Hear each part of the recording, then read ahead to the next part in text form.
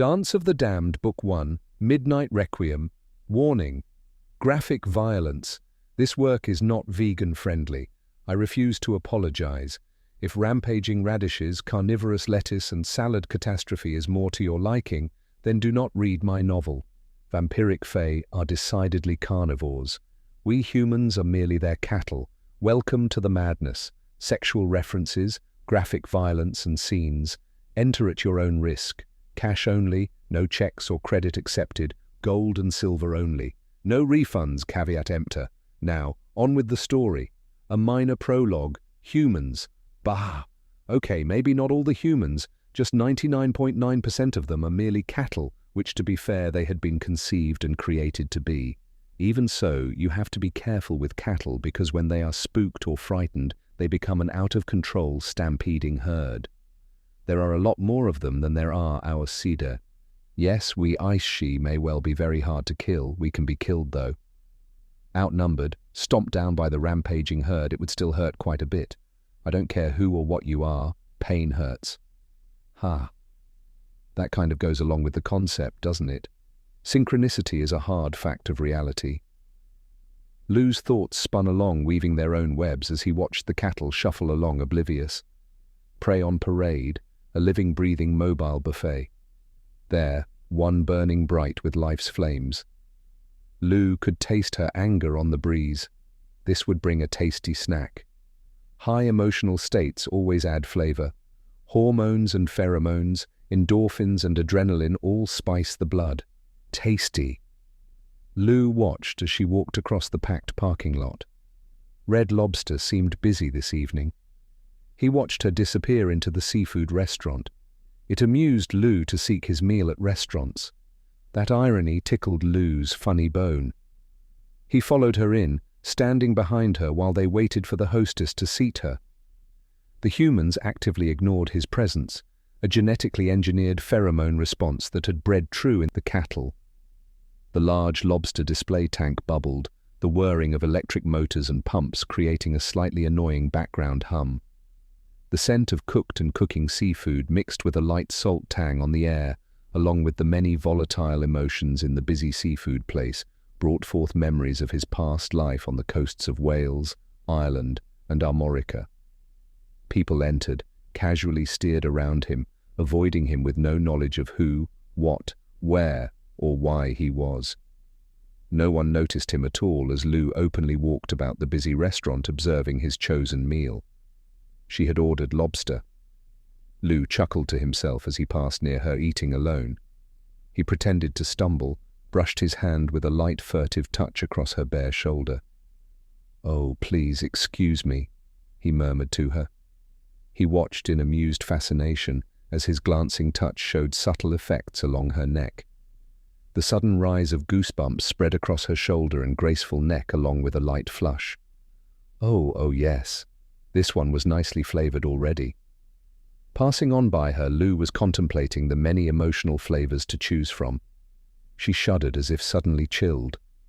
Without conscious thought, she found herself rising to follow him back out the front doors, across the open parking lot. It was time for a tasty snack. Lou decided a little stalking, a bit of playing with his food would enhance her complex flavors. He led her out of the public parking lot, along the sidewalk into the old antebellum cemetery. Savannah made prime hunting grounds, all of the benefits of New Orleans with none of the drawbacks or cliches. Who builds a city on the coast, below sea level, and thinks that is a great idea?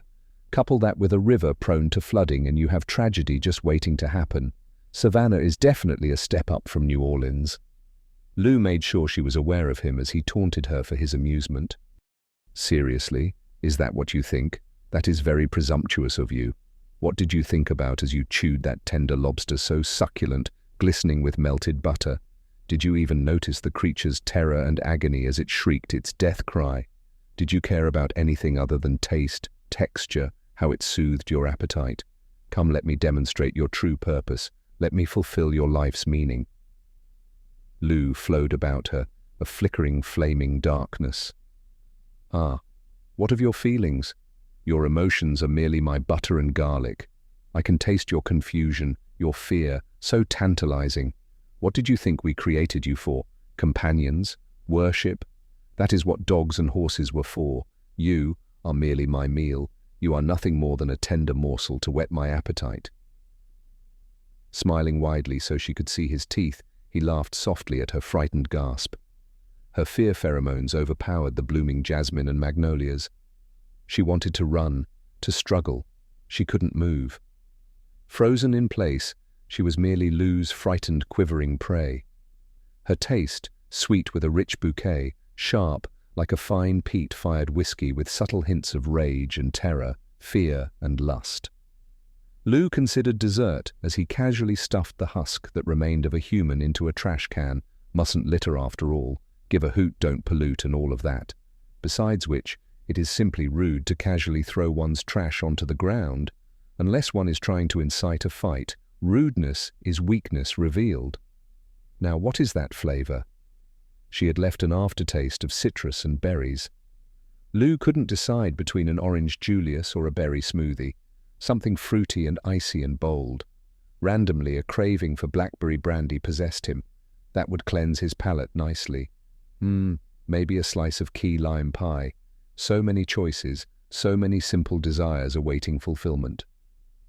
Lou smiled as he left the cemetery, ducking his head to avoid the Spanish moss. Yes, Savannah was shaping up nicely. This will make a wonderful lair. His new base of operations, central location, nearly equidistant between Miami and New York. 7 or 8 large cities within a day's drive. A sweet spot to linger and plan. Besides, there's the red clam chowder, not a heavy white cream chowder, a lighter red. Something Lou had come to enjoy almost as much as spicy sweet conch fritters. It had been a very long time since Lou had ventured forth, since he had left his home hidden deep within an ancient dolmen on the island of Jersey. Jersey, Lou's own private ballywhack. However, the wheel turns as it will, and there is no stopping fate or fortune. There is the manipulation and management of fate, though. The maneuver and direction of events is far preferable to trusting blindly to fate. It is far better to be proactive than to find oneself acted upon. One might say, it is better to be pissed off than pissed upon. Lou could sense the urgency like an electric current on the air calling to him. The time had come at last. Now was the long-awaited moment. What rough beast slouches toward Bethlehem to be born? Lou had known W.B. Yeats. Billy Boy fancied himself a poet and a wizard. Well, the poet part was true at least. Lou preferred Dylan Thomas. Dylan had none of the delusional pretensions old Billy Boy held with the imagined wizardry. Dylan had managed to find a magic of his own that was loaded in his words. The Marigna tended to have that effect on men.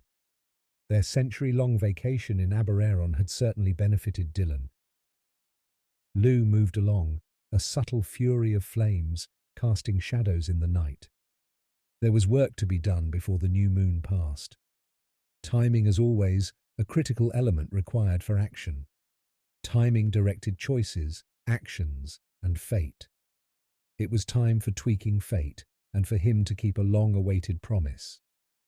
Battles awaited for honor required labors. There can be no meaning found in simply existing. Lou knew a purpose. He had long had a goal to right a wrong, to soothe his shame. The best part of it all is that his ex-wife would dance to his tune unaware. Ignorance brings sweet bliss. She had slaughtered the innocent child of his paramour in her rage at his perceived betrayal. A completely unacceptable action. The point had been to right the wrong, his failure of millennia before. Now to right the balance with a vicious irony. Twisted, certainly. Cruel, obviously. Justified. Well, that's a bit more complicated. Lou would serve his honor, justice and vengeance all at once. When this all played out, she was going to be pissed. He had warned her of the costs of her rage. She had no idea of the depths he could or would mine for his gem of perfect vengeance. Lou was a thoroughly patient she. Centuries meant nothing to him. Now, at last, the breeding program had finally paid off. The game was afoot, though which is to be Sherlock, which would be Dr. Watson, and who would play Moriarty, remained to be seen. It was time. Time to pay the piper and call the tune. The eternal song of madness, tragedy and pain. Love is complicated in the dance of the damned.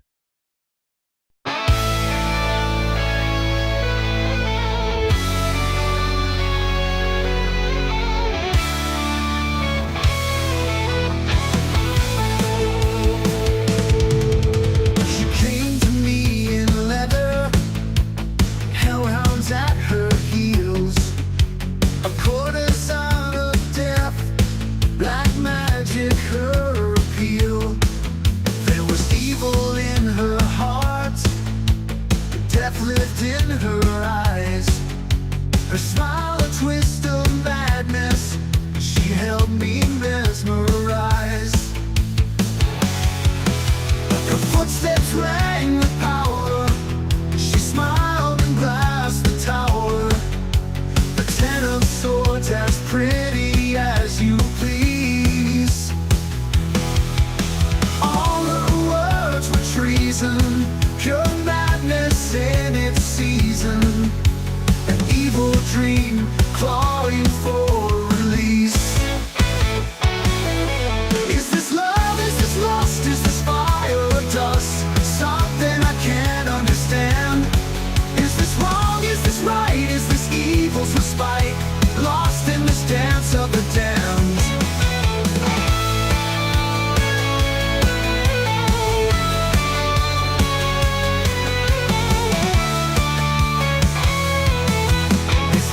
Is this lust? Is this fire or dust? Something I can't understand. Is this wrong? Is this right? Is this evil's respite? Lost in this dance of the damned.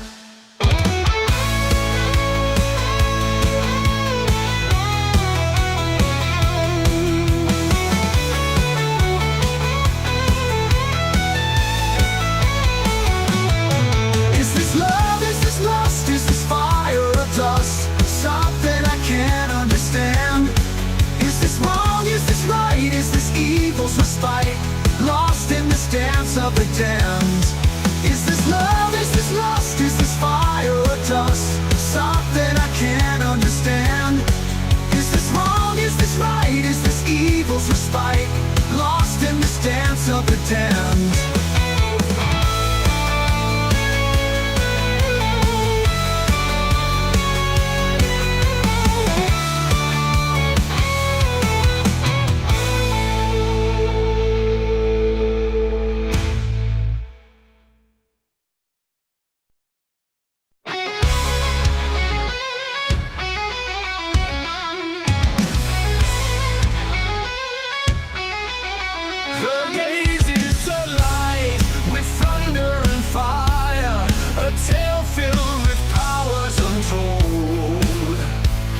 Her smile is insane, like a razor to rain, lightning to wake up my soul. She set fire to the night, to dance in its light, till yesterday's ashes are cold.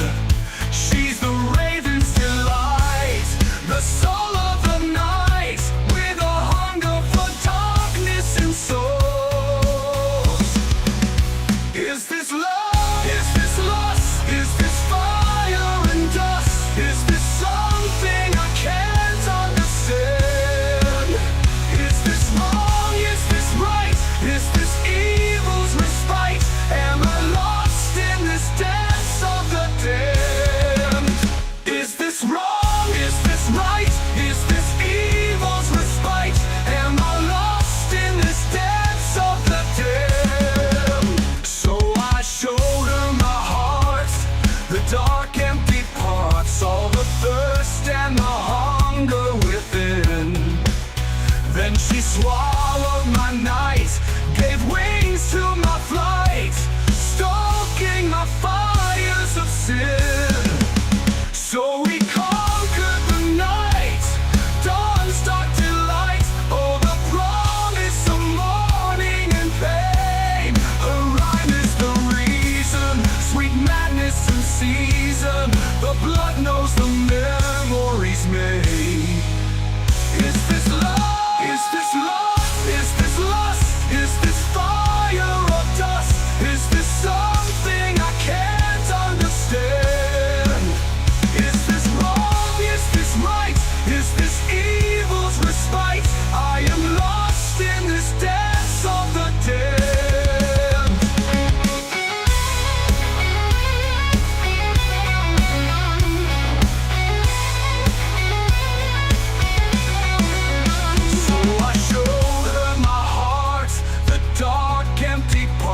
All the thirst and the hunger within.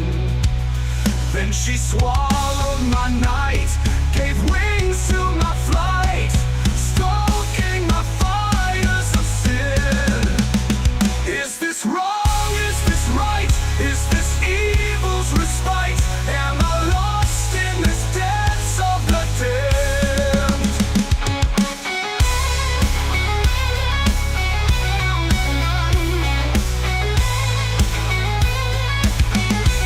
Her gaze is alight with thunder and fire, a tale filled with powers untold. Her smile is insane, like a razor to